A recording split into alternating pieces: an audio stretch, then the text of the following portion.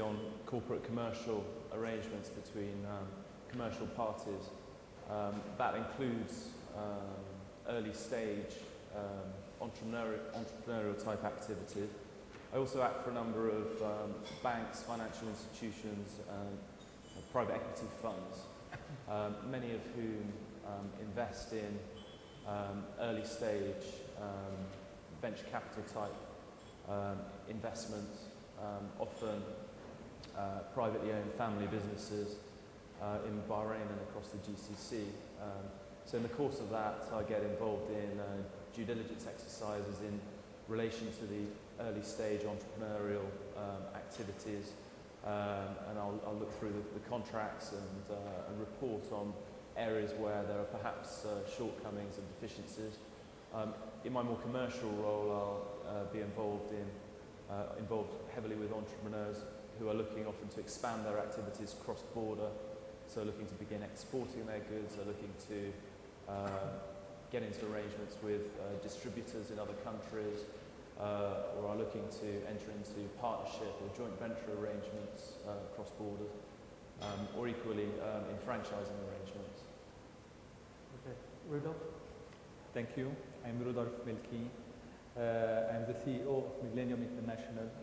I am specialized in the franchise and the retail business. In fact, I had the chance to run a big group that brought many brands to Bahrain, as well as in the Middle East. My specialization mainly is in fashion, F&B, and in entertainment or lifestyle. I have brought to Bahrain, as well as in the region, one or many international brands in fashion. For example, we brought Zara, we brought Massimo Dutti, which are very famous brand worldwide, as well as, of course, here in Bahrain. When it comes to F&B, we brought also brands like Paul, Columbus Cafe, The Butcher Shop, as well as in lifestyle, we brought Virgin Megastore. So the experience we had is very complete in the franchise business, and it was starting from the time we're approaching these franchises abroad till the time we are opening our shop in Bahrain. And of course, there are different steps. Maybe later we can go more into deep. Just to tell you, the franchise business is extremely difficult business. It's all in retail business, and franchise is all about details. And later, maybe we'll develop more, and in case you have more questions, I will be able to tackle every question at a time. Thanks. Rahman? My name is Rahman. Currently employed with Khalifa Fund in Abu Dhabi. But very recently I've shifted. My 11 years experience has been into helping entrepreneurs, supporting entrepreneurs and SMEs, working with Bahrain Development Bank in Bahrain. So today, based on the theme, I'll be relating my experience and my feedback, what the kind of work we have done in Bahrain, and what could we make suggestions for upcoming entrepreneurs or currently operating SMEs. Thanks so much. Prashant? Hi, good evening. Prashant Kumar from Dun & Bradstreet. I actually am the SME practice leader at Dun & Bradstreet. We are basically a firm that is into business ratings and consulting. Primarily our area of focus is in terms of government advisory, particularly when it comes to SME development focus. We've worked with a number of entities across the region, including Tamkeen in Bahrain, Bahrain Development Bank, Enterprise Qatar, Qatar Development Bank, the MBRE and the Khalifa Fund of Abu Dhabi. The kind of work that we've done really encompasses the entire gamut of SME development, including SME financing, SME exports, SME problems and challenges, as well as sector studies that are focused on SME opportunities. So what I'm going to do as part of today's panel is really bring in together the experience of both export development as well as business expansion opportunities in specific sectors, particularly contextualized to Bahrain. Thanks very much. Maybe just launch into the topics in terms of franchising. I'll ask the panelists, there are different types of franchising. You bring in the multinational, the international brands, and basically replicate the model that's successful elsewhere into the local culture. or you originate a brand, you originate a franchise, you build up a business from scratch, you do the marketing, the feasibility, you run the operations. Once it's successful, then you look at rolling it out and maybe exporting it throughout the region. So maybe Rudolf, I think you've had the most experience in this area. What do you think is a suitable model for franchising in Bahrain and the Gulf? And what are the key risks that entrepreneurs need to look out for and manage when commencing a franchise? The franchise business, as James said, you have two sides. You have when you are creating something from scratch, it's your own business, and you would like to develop it locally, then regionally, and after internationally. Or you do the other way around, where you go and you approach another an international brand and you try to bring it to Bahrain. I believe the easiest way that I would recommend for an entrepreneur is to start by the second one. That means to approach an international franchise from abroad and to bring it to Bahrain. Why? Because first, you are bringing a franchise that is already has been proven. It's an experience. You will go through all the details and you will learn a lot from it. And for the next, when you would like to open your own and you have your own franchise, you will have an experience in this particular field gained from the experience that the other franchise brought you. But for this, when you go and you approach another company, many people think about franchising, it is something easy. It's very easy. I have money. I can approach any company worldwide, say I have cash, I have some good opportunities, give me your franchise, and the franchisor will accept and will give you this franchise. It is not the case at all. Few years ago, 30 years ago, maybe, because they had a lot of opportunities. Today, things have changed. International franchises are always looking for a strong partner in the local market.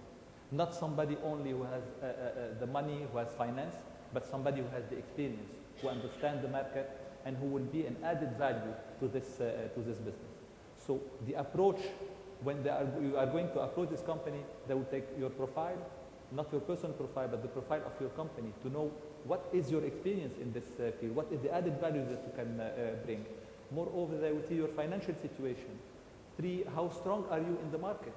Are you able to secure a prime location in prime malls, for example? How you are going to develop the brand? So these are the key points that any franchisor will be looking to have.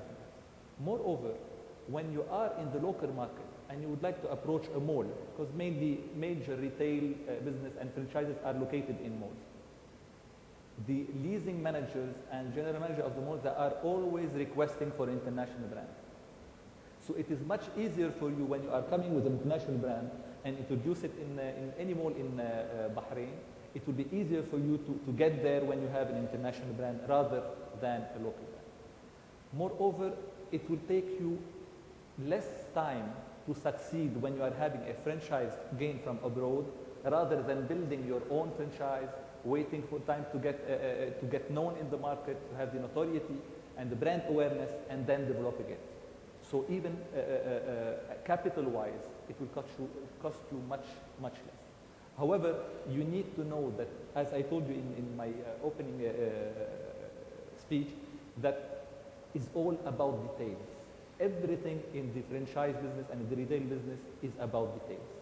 You have to enter in every detail, from the time you are getting the franchise, when you are signing the contract, when you are building the architectural design, when you are going to the shop making your design, when you are bringing the goods, how you are displaying the price, the location, when you are approaching malls, to choose the right location, to choose the right people.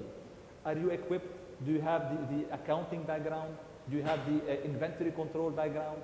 So as an entrepreneur, it's not only you should be a GM, but at the same time you have to be an accountant, you have to be a business development, and you have to be an inventory controller. So it's all about detail in case you would like to succeed. You have 3 points in the franchise business where these 3 points are the magical combination. First is, of course, the brand. Second is the location. And 3 is your people, your staff. If you have the 3 combined together, it's always, and most of the time, it is success. Moreover, when you are talking about a franchise, It doesn't mean that a good franchise in France or in England, for example, will be successful in Bahrain. It depends on the market. It depends on the market need. It depends on the need. Is there a real demand for the product you are bringing? And this is the question that you have always to ask yourself. There is a need? If yes, the offer is equal to the need or below.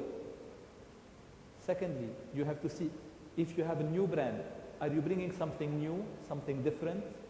Which people you are targeting, which age? So all these points are so important in your success. Moreover, do never do business just by using your heart. I know that in the Middle East, mainly people, we say, I have a good hunch. I believe it's a good opportunity. No. Before, yes, maybe there was no much competition. Today, the competition is extremely high. You need to use your brain, you have to make your feasibility study, and you need to ensure that every step you are doing is the right step. And usually numbers do not lie. Thanks, Rudolph. That raises a good point, and maybe I'll hand over to Prashant. I think you've done a study recently, a survey. You know, what are good areas to franchise? Where is the demand?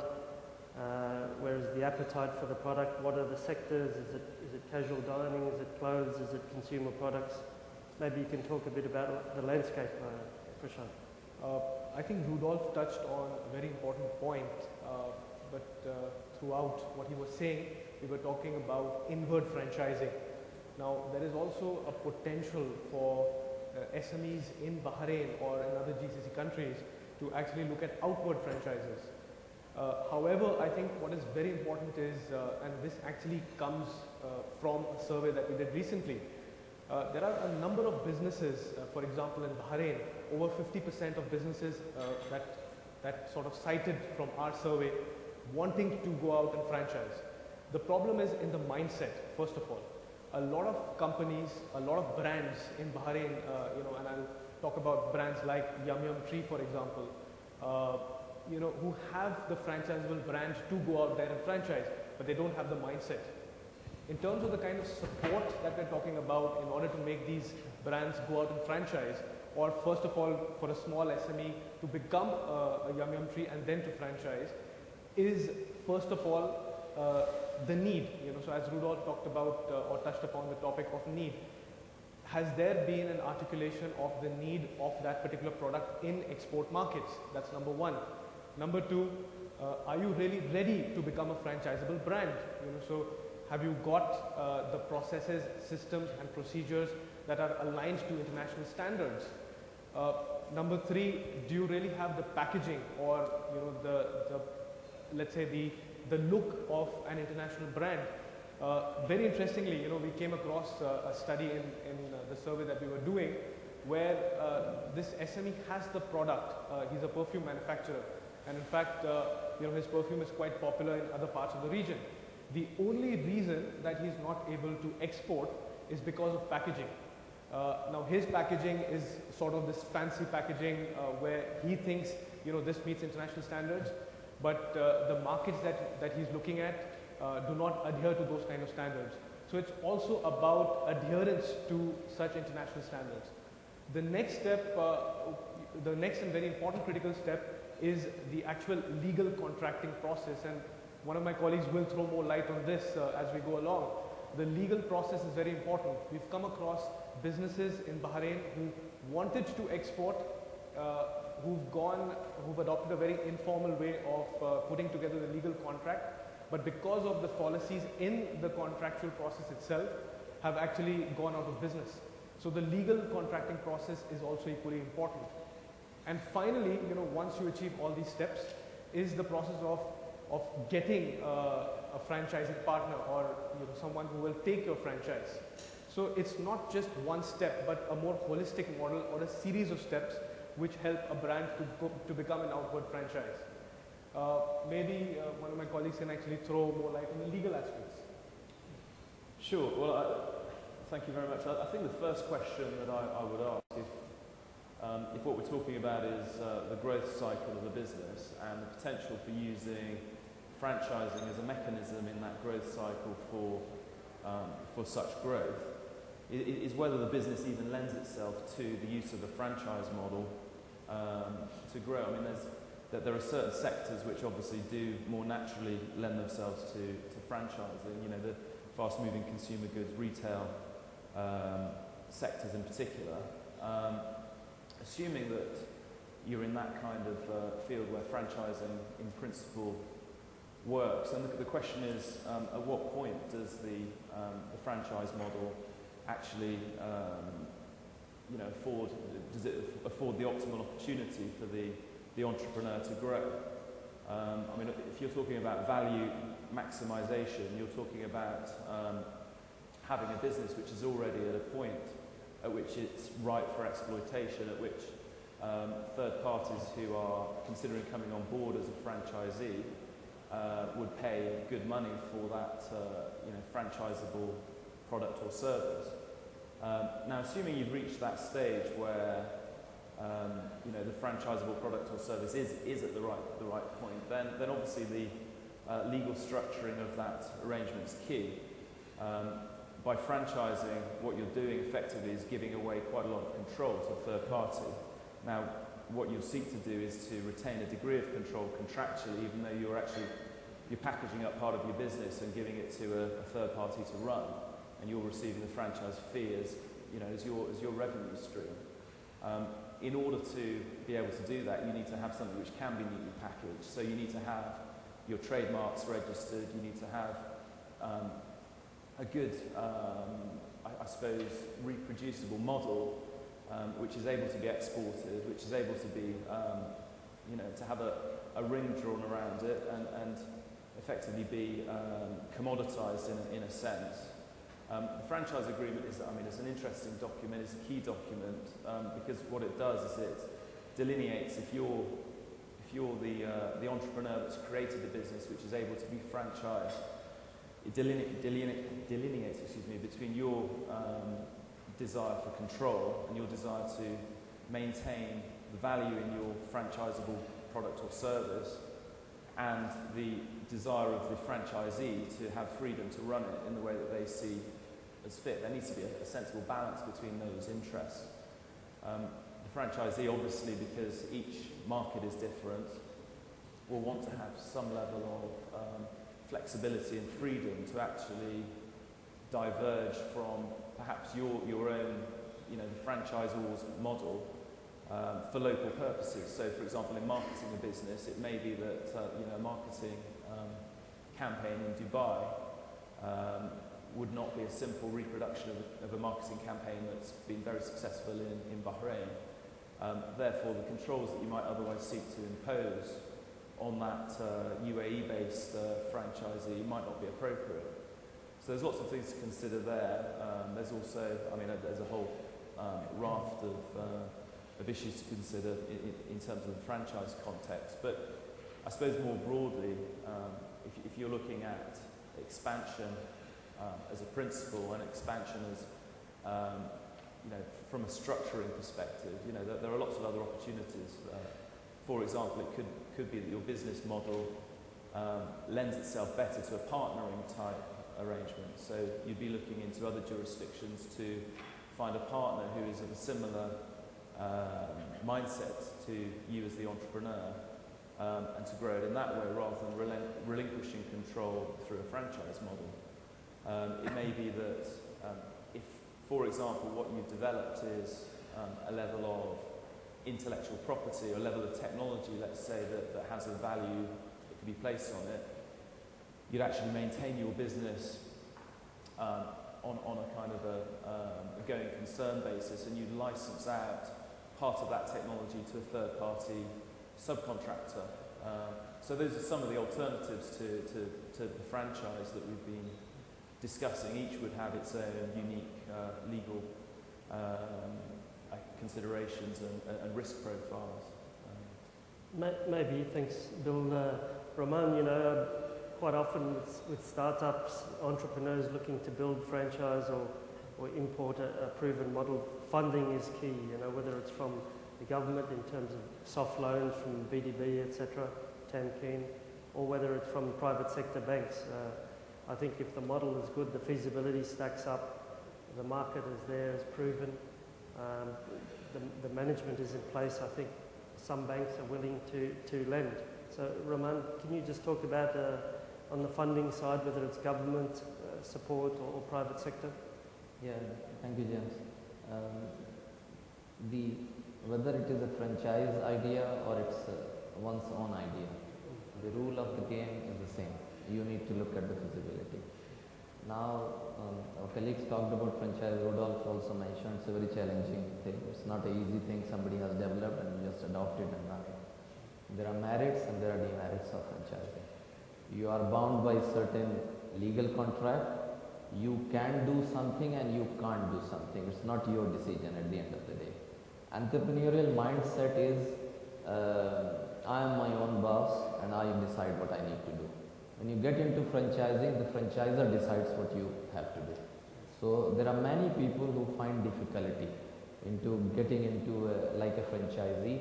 It's an easy route to get into business, but these are the kind of complications and difficulties.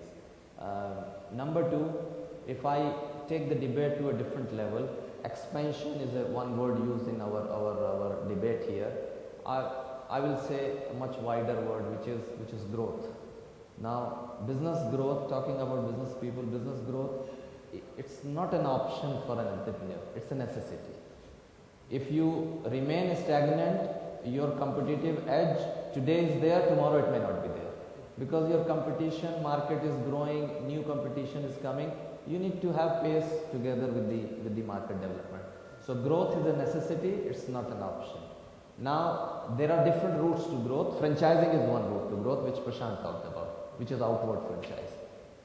Can I go to that level whereby I create a brand and then people are willing to pay for that? This is how franchisors sell their particular brand with systems, with setup. There could be different routes to growth also. I add another line of product line manufacturing in my business. I open another branch. I am selling locally in Bahrain. I start exporting. There are different routes to growth. Franchising is one of them. This particular concept, as we all agreed and understood, that tendency is more to get franchise. Most of the franchise options which you see available in the market, which could be tempting, are come from the Western countries. Now these may be, Rodolphe said that these may be very highly successful there, but is it appropriate in our kind of setting? Are we used to these kind of products or services? Do we need to do something? Because in franchising, you hardly have any option to modify things actually. It's the same model comes to you. So these are the kind of things, but as far as financing is concerned, back in BDB when I was here, yes, we did support franchising businesses based on its feasibility, and back in Khalifa Fund, we are supporting franchising businesses. And a very recent concept, if people, I'm sure they travel Dubai, everybody from Bahrain went to Dubai, on petrol stations, gas stations, you see this small grocery stores kind of concept. These are the kind of things which at the government level is being thought of, that groceries are being standardized across UAE. And that is how this major concept through franchising will be. It's a very important concept. And that's my viewpoint into this. Yeah, I think this is still a young market, and it's growing and it's developing and it's maturing. So as the products such as the fast food, such as the convenience stores develop and they become viable, then I think they're ready to be exported, throughout the region. Rudolph, do you have any thoughts on that in terms of export of local brands? Yeah. If we take, for example, the franchises, let's take some franchises made in Bahrain or even in the region.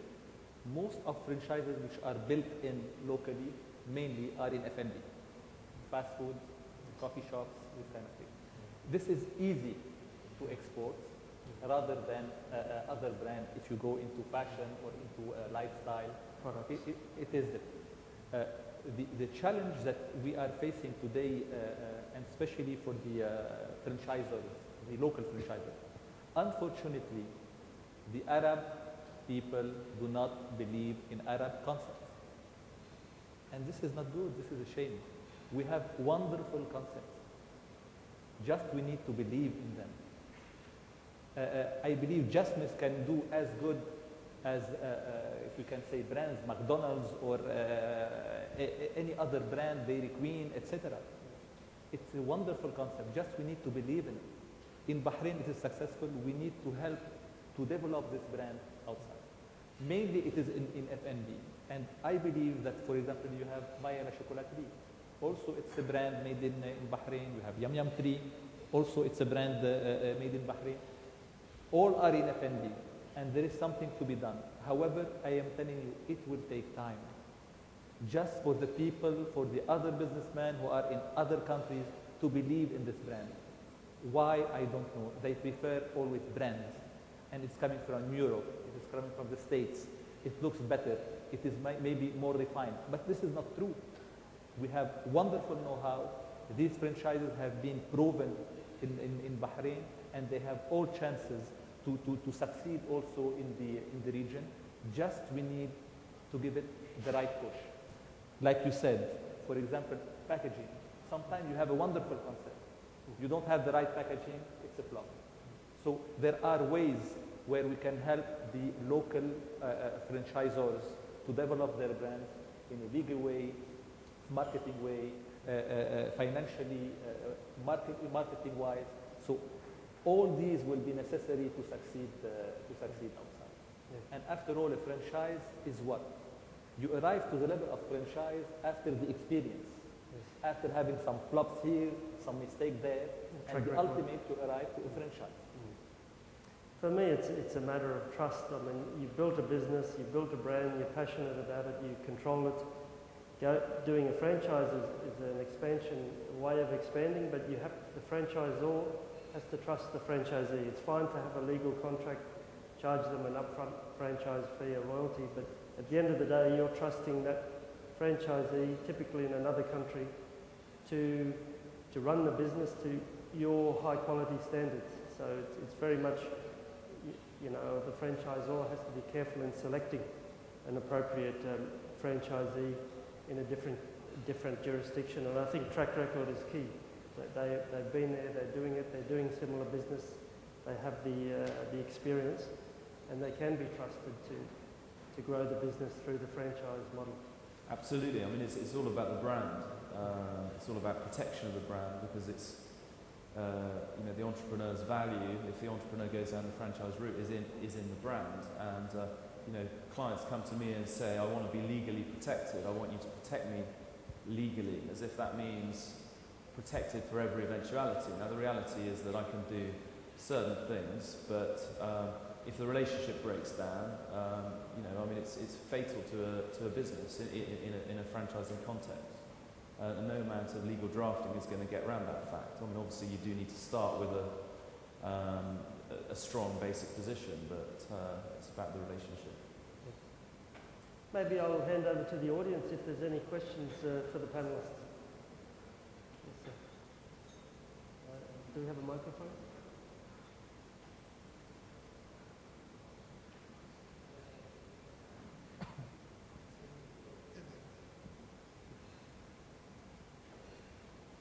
Lakshmi, you can also ask questions, okay?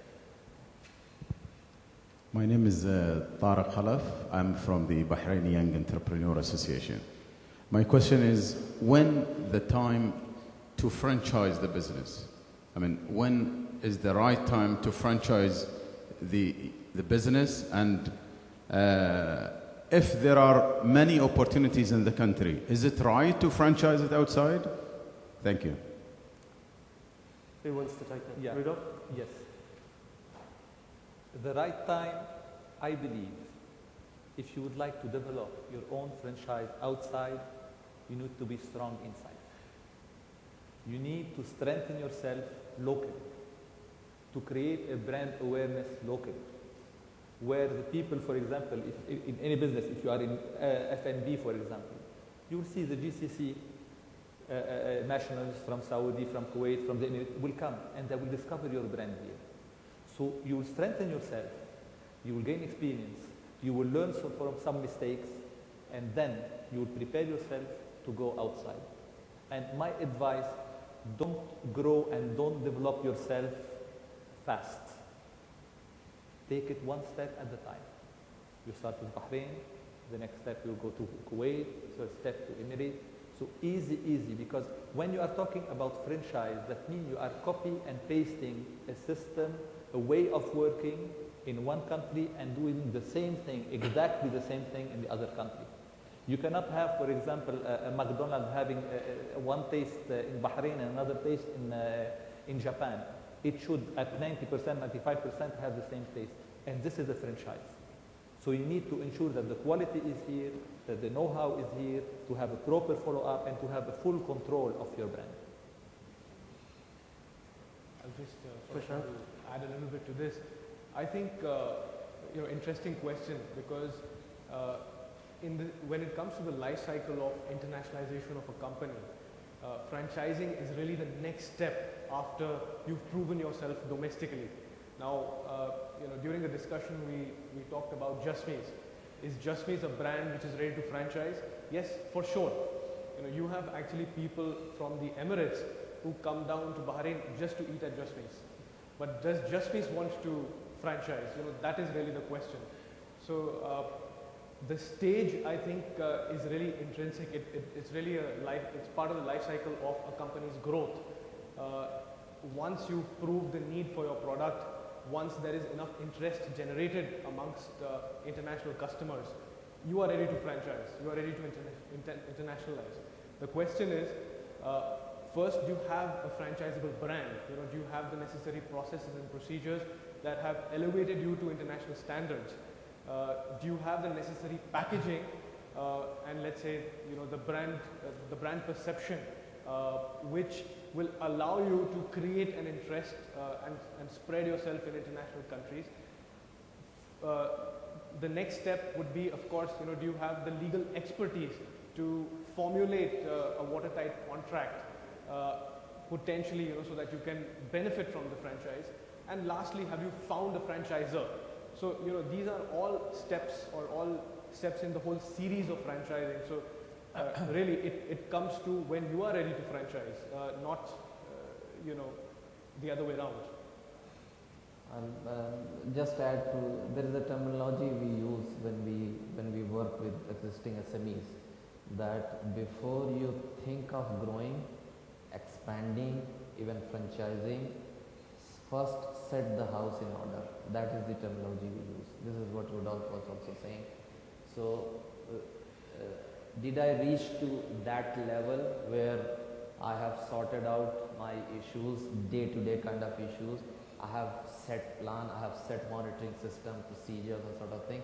This is the time when we should start thinking. Then this is one of my routes to grow with myself in my business, or seek people who could act as franchisees and I become a franchisor. This is the simple thing. There is no straightforward answer to this question, because different categories of business will need different kind of preparedness.